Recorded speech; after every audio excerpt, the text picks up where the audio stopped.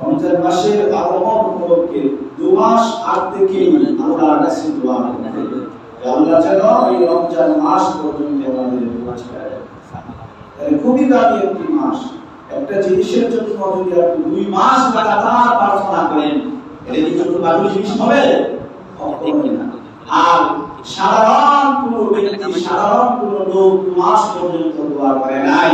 সাইয়্যিদুল বাশার, পৃথিবীর সমস্ত মানুষের সর্দার, ইমামুল মুরসালিন, সমস্ত মুরসালিনদের ইমাম যিনি, নেতা যিনি হলেন রাহমাতাল লিল আলামিন, নবী মুহাম্মদুর রাসূলুল্লাহ সাল্লাল্লাহু আলাইহি ওয়াসাল্লাম, স্বয়ং তিনি নিজে আল্লাহর কাছে লাগাতার ভাবে এই রমজান মাস পর্যন্ত পৌঁছার জন্য, পাওয়ার জন্য 2 মাস আল্লাহর কাছে দোয়া করতেন। সুবহানাল্লাহ।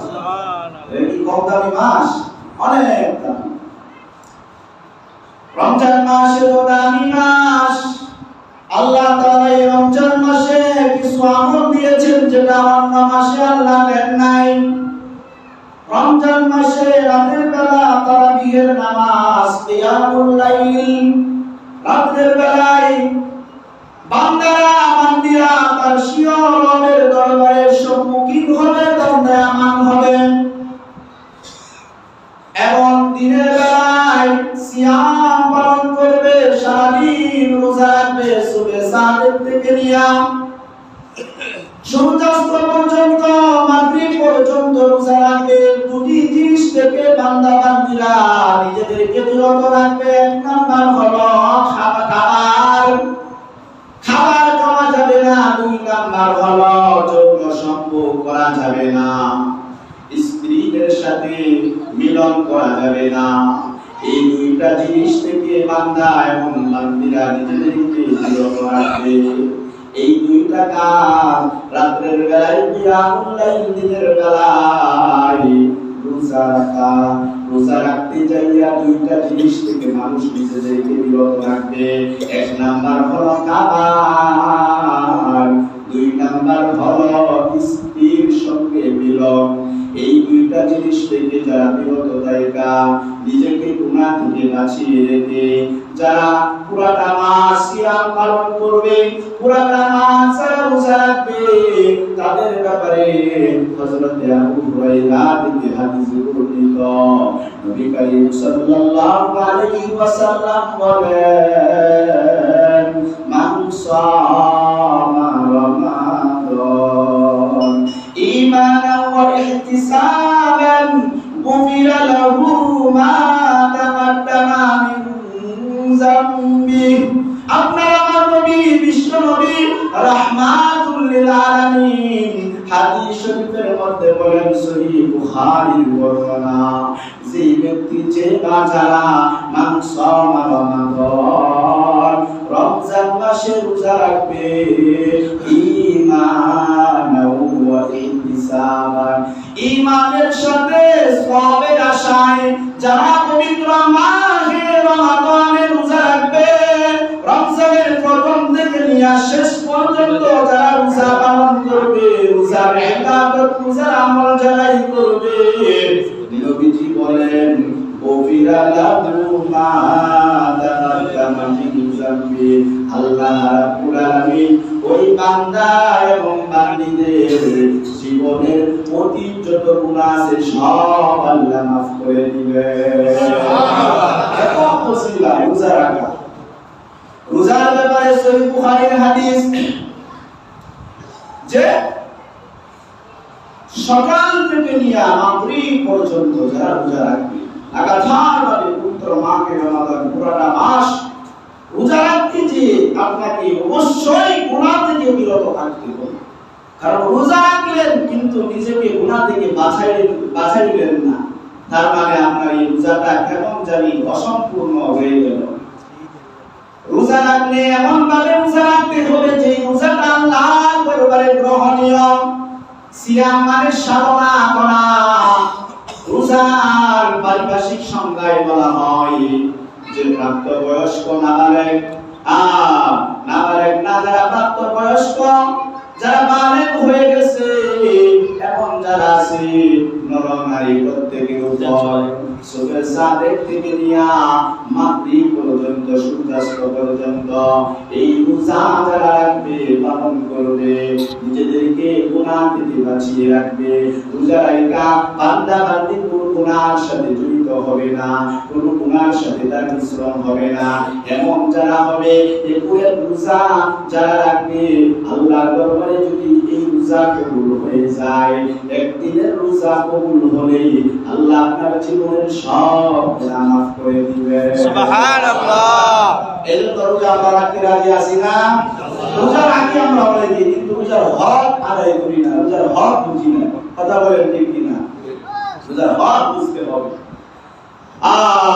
11 মাস আল্লাহ দিয়েছেন 11 মাস ইচ্ছা মতো গাইলেন একটা মাস আল্লাহ দিলেন রে বান্দা 11 মাসের রিজিক আমি আল্লাহ দেওয়ালা 11 মাস যদি আমি তোমার রিজিক না দিতাম তুমি খাইতে পারতা কত মানুষ আছে কত মাসের মাল যায় সময় যায় কিন্তু রিজিক ভিতরে ঢুকাইতে পারে না এমন আছে না নাই রিজিক ছাড়াও প্রাণী দুনিয়াতে পয়সা থাকে কিনা বলে থাকে এক মাস পর্যন্ত পাহাড় তাই না কিন্তু বান্দা দুনিয়াতে জীবিত আছে হায়াত আছে এজন্য চিন্তা কিন্তু রিজিক নাই আল্লাহ বলেন ও বান্দা আমি তোমাকে অত্যন্ত মহব্বত করে ভালোবেসে এই রমজান মাসটা দান করলাম 11 মাস আমি আল্লাহ দিলাম 11 মাস তুমি ইচ্ছা মতো খাইলা ইচ্ছা মতো পানাহার করলা যা খুশি তা করলা একটা মাস আমি আল্লাহ দিলাম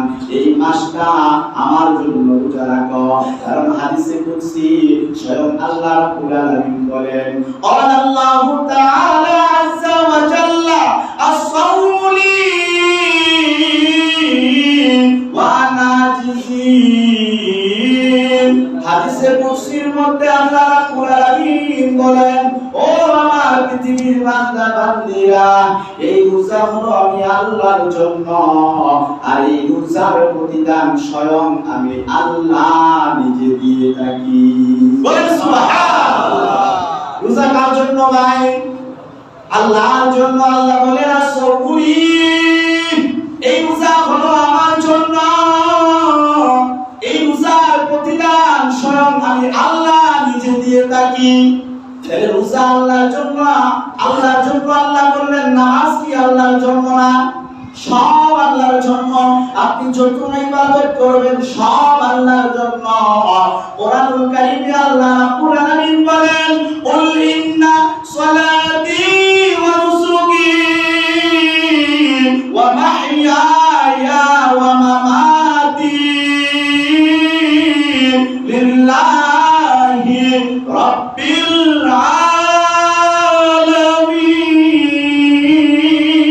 আলামিন বলেন আল্লাহু আল্লাহ রাব্বুল আলামিন বলেন ও নবী আপনি গোটা পৃথিবীর মানুষের জানায়া দেন নিশ্চয় আমার সালাত আমার নামাজ আমার রোজা আমার কুরবানি আমার সমস্ত ইবাদত একমাত্র লিল্লাহ একমাত্র আল্লাহর জন্য রব্বিল আলামিন যিনি গোটা জগৎ সমূহের প্রতিপালক বলেন সুবহানাল্লাহ আমাদের সমস্ত ইবাদত আল্লাহর জন্য কিন্তু রোজার ব্যাপারে হাদিসে কুদসি আছে আল্লাহ স্বয়ং আল্লাহ নিজে বলেন যে রোজা আমার জন্য রোজাকে কাজ করলেন কেন এখানেও ব্যাখ্যা আছে আরে নামাজ আল্লাহর ইবাদত নামাজ পড়বেন আপনাকে আল্লাহ প্রতিদান দিবে সব দিবে এই সবটা ফেরেশতার মাধ্যমে দেওয়া হয় আপনি দান সদকা করেন হজ করেন যাকাত দেন যা কিছু আপনি করেন না কেন প্রত্যেকটা ইবাদতের বদলা জাযা প্রতিদান পুরস্কার দেন ফেরেশতাদের মাধ্যমে আল্লাহ রাব্বুল আলামিন বলেন এই রোজা হলো আমি আল্লাহর জন্য এই রোজার প্রতিদান ফেরেশতারা দেয় না কোন ফেরেশতার মাধ্যমে আমি আল্লাহ দেই না স্বয়ং আমি আল্লাহ নিজ কুদরতি হাতে প্রদান করে থাকি বলেন সুবহানাল্লাহ তাহলে অনন্য ইবাদত ফেরেশতার মাধ্যমে সব দেওয়া হয় অনন্য ইবাদতের মধ্যে লৌকিকতা আছে লোক দেখানো আছে আপনি নামাজ পড়তেছেন মানুষ রাস্তার ডানে বামে আছে, রাস্তাটাকে কিনা বলেন, আশপাশে মানুষটাকে, মানুষেরা দেখতেছে আপনি নামাজ পড়তেছেন, লোকেরা বলবে আপনি বড় নামাজি, খুব বুজুর্গ মানুষ, মানুষদেরকে দেখে আপনি নামাজ পড়েন ধীরস্থির ভাবে, যদি একাকি নামাজ পড়েন রুকু সেজদা তাড়াতাড়ি করে ফেলেন, কিন্তু পিছনে মানুষ থাকার কারণে নামাজ পড়েন, রুকু করেন, রুকুটা আপনি লম্বা করেন, সেজদা লম্বা করেন, নামাজের মধ্যে ধীরস্থিরতা আনেন, কি জন্য? মানুষ পিছনে আছে, যদি তাড়াতাড়ি কইরা নামাজ পড়ি লোকেরা বলবে আমাকে আমার নামাজ হয় নাই, এজন্য আপনি নামাজ পড়েন লম্বা করে। এমন আছে না নাই মুসলিমদের মধ্যে? আছে, আছে। তাইলে নামাজের মধ্যে লৌকিকতা আছে, মানুষ লোক দেখানোর ইবাদত, সেটা হলো নামাজ। আপনি নামাজ পড়লেন মানুষেরা দেখবে, আপনি দান করেন এটাও মানুষেরা লক্ষ্য করতে পারে, দেখতে পারে, দেখার বিষয়। আপনি হজ করেন বা যাকাত দেন এটাও লৌকিকতা আছে, লোকে দেখার সম্ভাবনা আছে। কিন্তু রোজা এমন একটা ইবাদত যেটা পৃথিবীর মানুষ দেখার কোনো ক্ষমতা নাই। আপনি সুবে সাদিক থেকে নিয়ে মাগরিব পর্যন্ত রোজা রাখলেন, সারাদিন রোজা রাখতে যাইয়া কোন একটা সময় পর্দার আড়ালে গিয়ে আপনি কোন খাবার খেয়ে ফেললেন, পৃথিবীর কোন মানুষ দেখলো না, পৃথিবীর কোন প্রাণী দেখলো না, কিন্তু একজন দেখতেছেন, তিনি কে? রহস্য ইবাদতের মধ্যে রূপ দেখানো আছে। রোজা এমন একটা ইবাদত যে ইবাদতের মধ্যে কোনো রূপ দেখানো নাই। আপনি পুকুরের মধ্যে ডুব দিলেন, ডুব দেওয়ার পরে আপনার বড় পিপাসার্ত তৃষ্ণার্ত, আপনি যদি দুনিয়াতে পানি খান, ঘরের মধ্যে পানি খাইলে লোকেরা দেখার সম্ভাবনা আছে। আপনি পুকুরে ডুব দিলেন, ডুব দিয়া পানির ভিতরে পানি খেয়ে ফেললেন, পৃথিবীর কেউ দেখবে না, একজন দেখবেন, তিনি কে? আল্লাহ। তাহলে রোজা এমন একটা ইবাদত যেটা আল্লাহ ছাড়া পৃথিবীর অন্য কোনো মানুষ পর্যন্ত দেখতে পারে।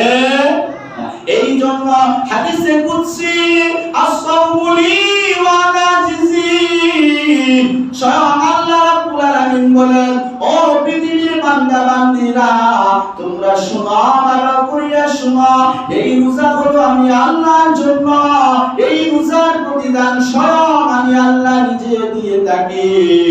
যারা রোজা রাখবে আল্লাহ তাদের প্রতিদান দিবেন। ফেরেশতাদের প্রতিদানের একটা লিমিট আছে, একটা নির্ধারিত সীমানা আছে, যে আল্লাহ গোটা পৃথিবীর পুরো কায়নাত বানাইছেন, যে আল্লাহ নিজে বললেন যে রোজা আমার জন্য, এই প্রতিদান স্বয়ং আমি আল্লাহ নিজে তাকে দিয়ে থাকি। আল্লাহর প্রতিদানটা আল্লাহর শান অনুযায়ী তো হবে, বলেন, কথা বলেন ঠিক কিনা? আল্লাহ যে প্রতিদানটা দিবেন তো আল্লাহর শান অনুযায়ী দিবেন না, ছোটখাটো প্রতিদান দিবেন।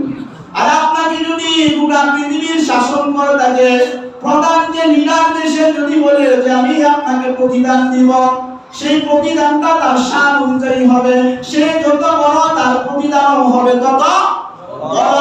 আল্লাহ যিনি মালিকুল মুলক, গোটা পৃথিবীর সমস্ত রাজ্যের মালিক যিনি, রাজ্য যিনি দেওয়ালা, ওই আল্লাহর প্রতিদানটা কি সাধারণ হবে নাকি? কখনোই নয়। না, আল্লাহর প্রতিদানটা হবে আল্লাহর শান অনুযায়ী। এই কথাই সহিহ বুখারীর বর্ণনায় আছে, যারা রোজা রাখে ঈমানের সাথে সওয়াবের আশা নিয়া তাদের পূর্বের সমস্ত গুনাহ আল্লাহ মোচন করে দিবেন। সারা জীবন যত গুনাহ করেছেন সমস্ত গুনাহ মাফ করার সুযোগ হবে এই পবিত্র মাহে রমজান। রমজান মাসে আপনি পরিপূর্ণতার সাথে পুরাটি মাস রোজা রাখেন, আপনার এই রোজা রাখার কারণে সমস্ত গুনাহ, অতীতের সমস্ত গুনাহ, বালেগ হওয়ার পর থেকে নিয়ে আজ অবধি পর্যন্ত যত গুনাহ আপনি করেছেন সমস্ত গুনাহ আল্লাহ মোচন করে দিবেন। সুবহানাল্লাহ। তাহলে রোজা কি রাখতে রাজি আছেন সবাই? ছেড়ে দিবেন? রোজা অনেক ফজিলা, যদি ছেড়ে দেন আপনি বড় হতভাগা, কপাল পোড়া। এইজন্য আমরা সবাই রোজা রাখতে রাজি আছি না ইনশাআল্লাহ? আল্লাহ আপনি আমাদের সবাইকে তৌফিক দান করেন। আরে রোজা একটা দাম আল্লাহর কাছে নবী সাল্লাল্লাহু আলাইহি সাল্লাম হাদিসের মধ্যে বলেন রমজান মাসের একটা দিনের রোজার দাম আল্লাহর কাছে এত পরিমাণ, কেউ যদি রমজানের একটা রোজা ছেড়ে দেয়, ওই লোকটা যদি ওই রমজান মাসের একটা রোজার ঘাটতি পূরণার্থে যে পরিমাণ তার ক্ষতি হয়েছে সেই ক্ষতি পূরণ করণার্থে যদি ওই বান্দা সারা জীবন রোজা রাখতে লাগাতার ভাবে, শুধু সারা জীবন নয় কিয়ামত পর্যন্ত যদি ওই বান্দা রোজা রাখে, তথাপি একটা রোজার সমপরিমাণ হবে না। বলেন সুবহানাল্লাহ। এক রোজা যদি কেউ ছেড়ে দেয়, এটার ঘাটতি যে ক্ষতি কি পরিমাণ হয়েছে, ক্ষতিটা পূর্ণ করণার্থে যদি সে সারা জীবন রোজা রাখে, সারা জীবন রোজা রাখে, কিয়ামত পর্যন্ত রোজা রাখে, নফল রোজা, এটার ক্ষতি পূরণ করণার্থে কখনো এই রমজানের রোজার ক্ষতি পূরণ হবে এত দাম একটা আমল, সেটাকে আপনারা ছেড়ে দিবেন না রাখবেন? ইনশাআল্লাহ রাখেন। রোজা রাখা অনেক ফজিলা, অনেক ফজিলা। একটা হলো ফজিলতের দিক দিয়ে, সওয়াবের দিক দিয়ে আপনি পাবেন স্বয়ং আল্লাহর নিজ কুদরতি হাতের প্রতিদান পাবেন, যেই প্রতিদান স্বয়ং আল্লাহ নিজে আপনাকে দিবেন।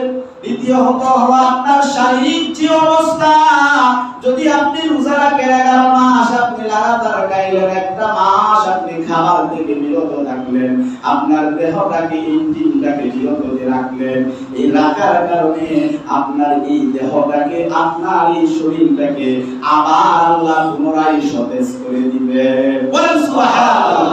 কত মানুষ রমজানের আগ মুহূর্তে অসুস্থ, বিভিন্ন ডাক্তার দেখাইছে, বড় বড় রোগে আক্রান্ত, রমজান মাস পুরো মাস রোজা রাখছে লাগাতার ভাবে, রমজানের পরে আবার ডাক্তারের কাছে গেল, ডাক্তারের শরণাপন্ন হয়ে প্রেসক্রিপশন নিয়ে পরীক্ষা নিরীক্ষা করার পর দেখে রমজানের আগে যে রোগগুলো ছিল, রমজানের পরে ওই বান্দার শরীরে একটা রোগও নাই।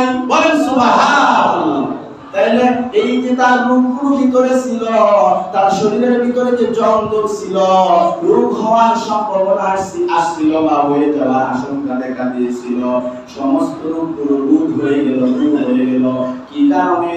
শুধুমাত্র একটা কারণ, আল্লাহর ইবাদত তথা রোজা পালন করার কারণে, তার এই দেহটাকে, তার এই জিসিমটাকে সারাদিন খাবার থেকে বিরত রাখার কারণে তার এই দেহটা, পুরোটা শরীর আবার সতেজ হয়ে গেছে।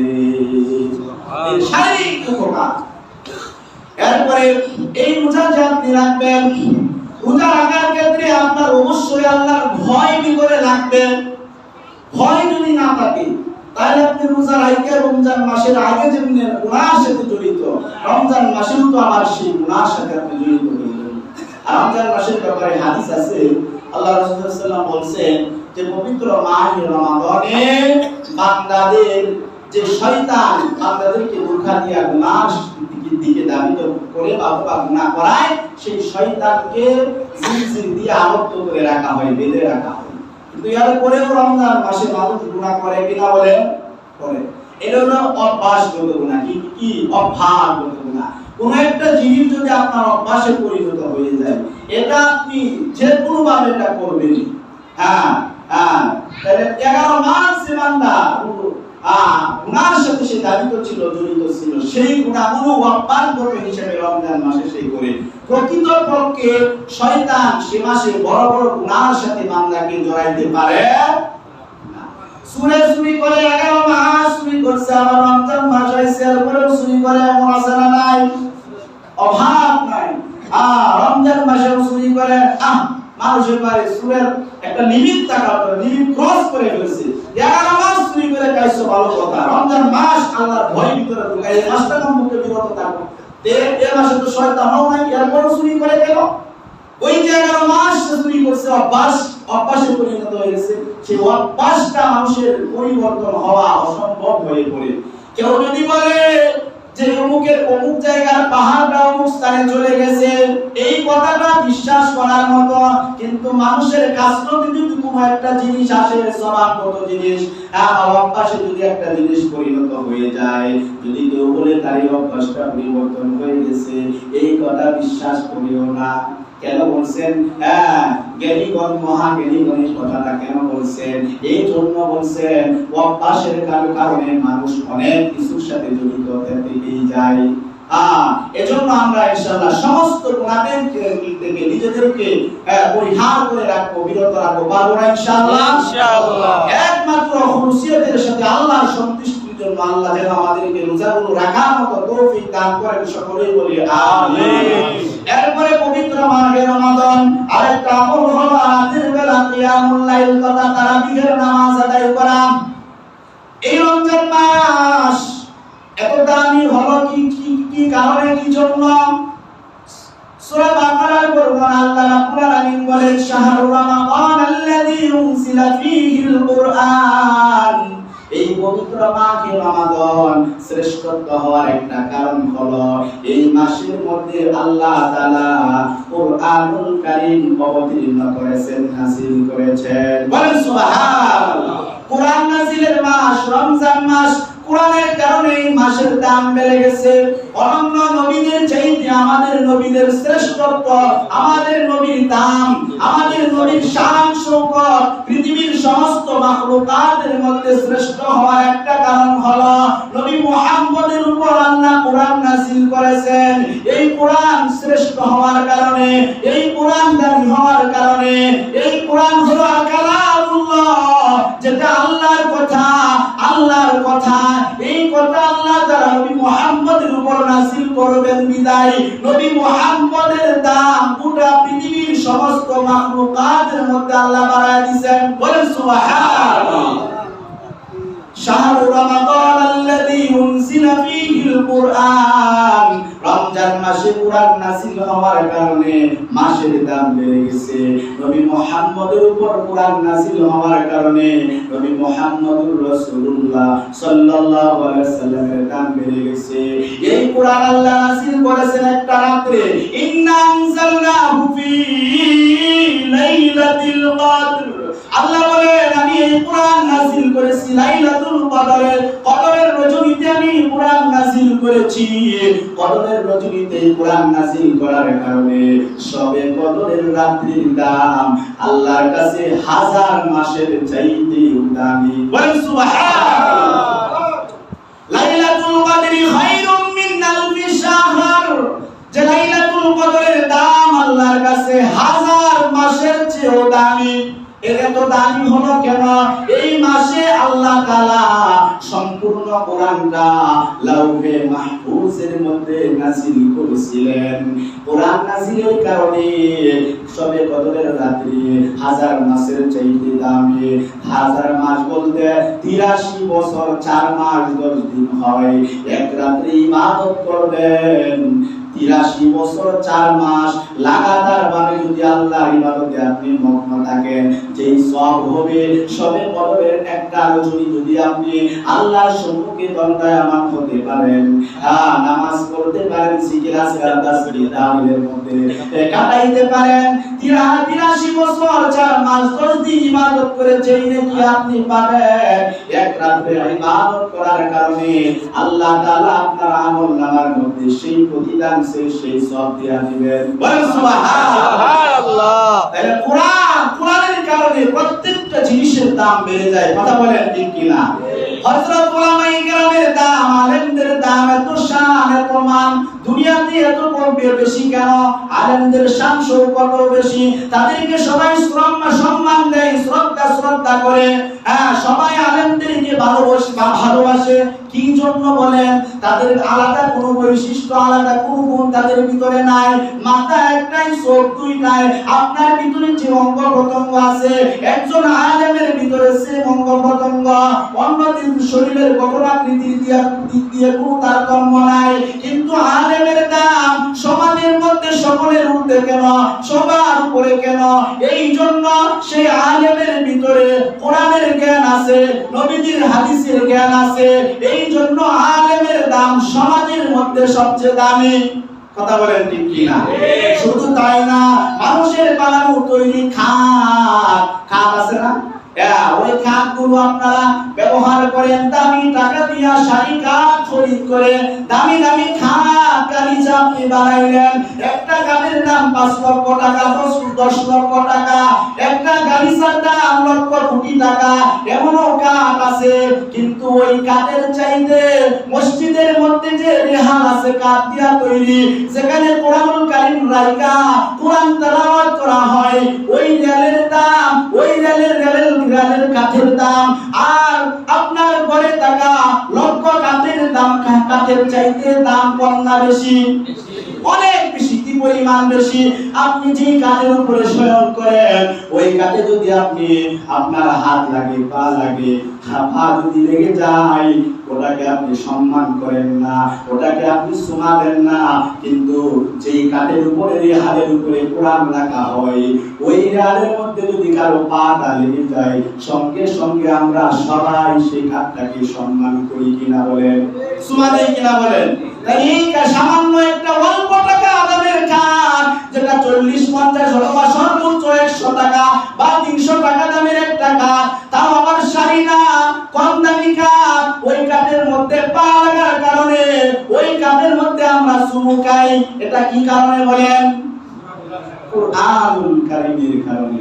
এই জন্য এই কোরআনকে যারা সম্মান করবে, কোরআন যে জিনিসের উপরে যার সাথে কোরআন মিশ্রণ হবে, ওই ব্যক্তিটা ওই জিনিসটার দাম আল্লাহর কাছে বেড়ে যায়।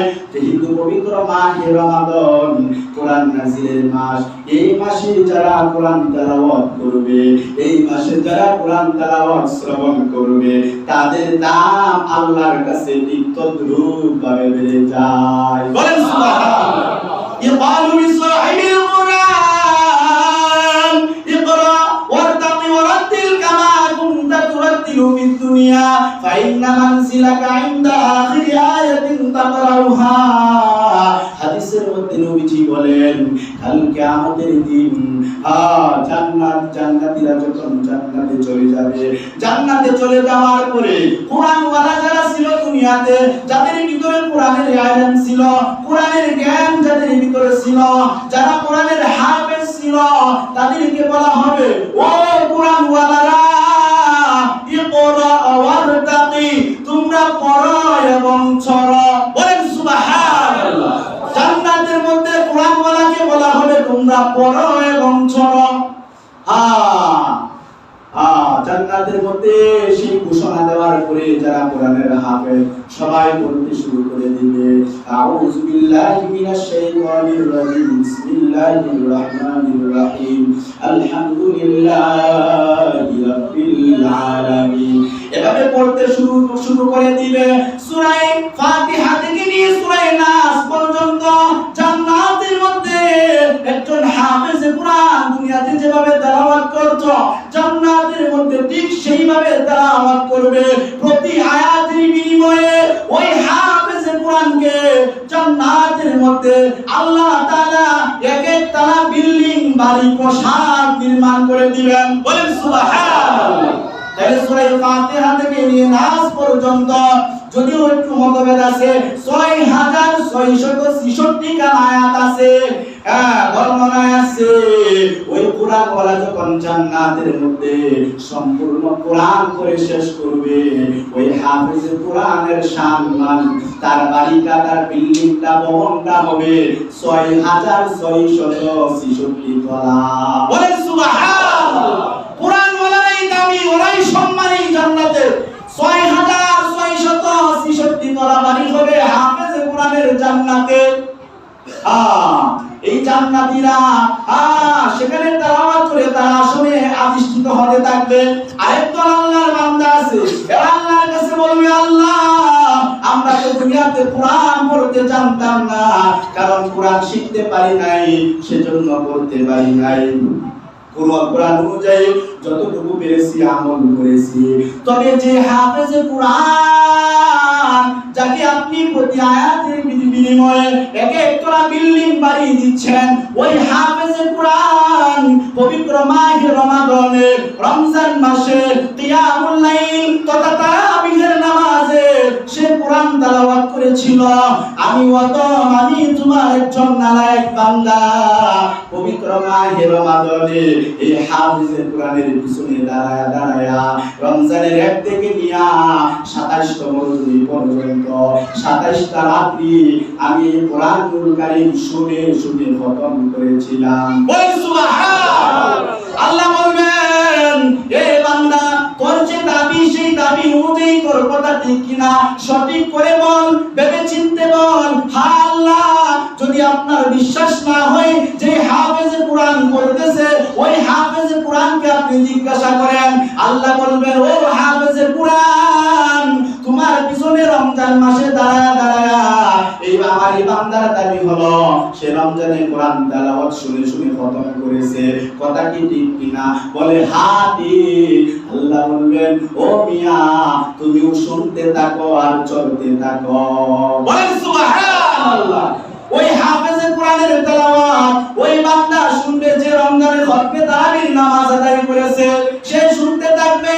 শোনার বদৌলতে হাফেজে কোরআনকে যেভাবে 6666 তলা বাড়ি জান্নাতে আল্লাহ দিবেন, ঠিক তদ্রূপ পাবে, ঠিক তদ্রূপ পাবে যারা রমজান মাসে খতমে তারাবিহের নামাজ আদায় করেছে 1 থেকে নিয়ে 27তম রজনী পর্যন্ত পুরোটা মাস যারা শুনে শুনে খতম করেছে, ওদেরও জান্নাতের মধ্যে 6666 তলা বিল্ডিং হবে। বলেন সুবহানাল্লাহ। এই ফজিলত একমাত্র কোরআনের কারণে, কোরআনকে সম্মান করার কারণে, কোরআনকে শ্রদ্ধা করার কারণে, ভালোবাসার কারণে দাঁড়ায় দাঁড়ায় রাতের বেলায় কত কষ্ট, সারাদিন বান্দা রোজা রাখে, সুবহে সাদেক থেকে নিয়ে মাগরিব পর্যন্ত শরীর বড় ক্লান্ত হয়ে যায়, পরিশ্রান্ত হয়ে যায়। তথাপিও ইফতার করে সামান্য সময় রেস্ট নাই, আবার এশারের সালাতে হাজির, আবার খতমে নামাজে, খতমে তারাবির নামাজে সে দণ্ডায়মান হয়ে যায়। দীর্ঘক্ষণ প্রায় 1.5 ঘন্টা সময় দাঁড়ায় দাঁড়ায় কোরআন তেলাওয়াত করে ভাবে সাহেবরা আর ওই বান্দা শুনে, এই শোনার কারণে আল্লাহ তাআলা যারা শ্রবণকারী দুনিয়াতে যারা মুসল্লি হবে শ্রবণকারী হিসেবে তাদেরকেও জান্নাতের মধ্যে আল্লাহ 6666 তলা বিল্ডিং প্রাসাদ নির্মাণ করে দিবেন। সুবহানাল্লাহ। তাহলে আপনারা চান না যে ইনশাআল্লাহ আমারও একটা বাড়ি জান্নাতের মধ্যে হোক? দুনিয়ার সাধারণ কোনো বাড়ির মতো না, এবং দুনিয়ার বাড়িগুলো তো মাটি দিয়া তৈরি, মাটিটা আগুনে পোড়ায় করে একটা বিল্ডিং নির্মাণ করে। আর জান্নাতের বিল্ডিং এর ইট কিন্তু দুনিয়ার ইটের ন্যায় হবে না, সেটা হবে ইয়াকুত পাথরের দামি দামি, স্বর্ণের ইট হবে, রূপের ইট হবে। এত দামি বিল্ডিং আল্লাহ দিবেন, পৃথিবীর সমস্ত মানুষেরা চেষ্টা করেও এই স্বর্ণের ইট দিয়ে একটা বাড়ি বিল্ডিং নির্মাণ করা সম্ভব না। কিন্তু জান্নাতে আল্লাহ জান্নাতে দিয়ে দিবেন। আল্লাহ কি কোনো অভাব আছে? অভাব আছে কোনো? তাহলে যদি আপনি আমাদের যদি এরকম চাহিদা কামনা বাসনা থাকে যে না আমার এমন একটা বাড়ি জান্নাতে হোক, তাহলে যারা খতমে তারাবির নামাজ এই মসজিদে পড়তেছেন শুরু থেকে নিয়ে শেষ পর্যন্ত, অর্থাৎ 27তম রজনী পর্যন্ত 27টা রজনীতে দাঁড়ায় দাঁড়ায় খতমে তারাবির নামাজ, খতমে কোরআন তেলাওয়াতের শ্রবণ 27তম রজনী পর্যন্ত শুনবো ইনশাআল্লাহ। একদিনও মিস করব না এমন কে কে আছেন? হাত তুলেন। আল্লাহ সবাইকে কবুল করে। আল্লাহ যারা কষ্ট করে সারা দিন রোজা রেখে রাতের বেলা কিয়ামুল দীর্ঘক্ষণ তোমার কোরআন তেলাওয়াত শ্রবণ করে দুনিয়াতেও তাদের পরিপূর্ণ জাযা এবং মরার পরে আখিরাতেও পরিপূর্ণ জাযা সবাইকে আপনি দান করেন। আমিন। ওয়া দাওয়ানা আলহামদুলিল্লাহি রাব্বিল আলামিন। যারা সুন্নাত পড়েন সুন্নাত পড়েন।